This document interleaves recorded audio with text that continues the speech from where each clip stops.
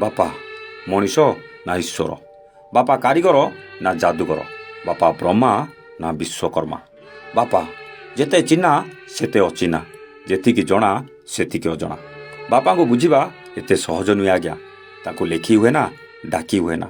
ବାପା ଡାକରେ ବଳ ଥାଏ, ବିଜୟୀ ହେବାର ଉର୍ଜା ଥାଏ। ବାପା ବାପା ପରିବାରର ମେରୁଖୁଣ୍ଟ, କ୍ଷେତ ଜଗିଥିବା ଜୀବନ୍ତ ପାଳଭୂତ, କ୍ଷେତ ଭରୁଥିବା ତ୍ୱରିତ ଯନ୍ତ୍ରାଂଶ।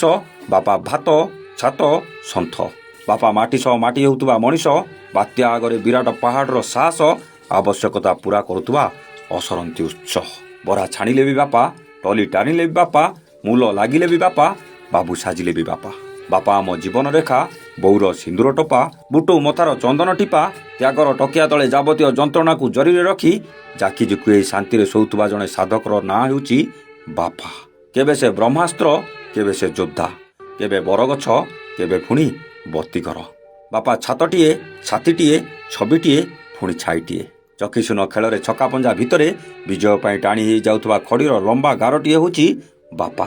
ବାପା ଉଦ୍ୟମର ଉପନ୍ୟାସ, କଷ୍ଟର କାଳିରେ କବିତା ଲେଖୁଥିବା କବି, ଗପର ଗରିମା ବଢ଼ାଉଥିବା ଉପକ୍ରମ, ସବୁ ଶ୍ରେଷ୍ଠ ସୃଜନର ସେ ଶୀର୍ଷକ ସାଜନ୍ତି।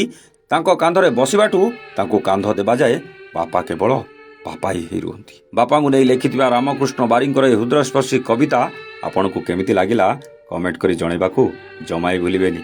ରହୁଛୁ, ନମସ୍ତେ, ଜୟ ଜଗନ୍ନାଥ।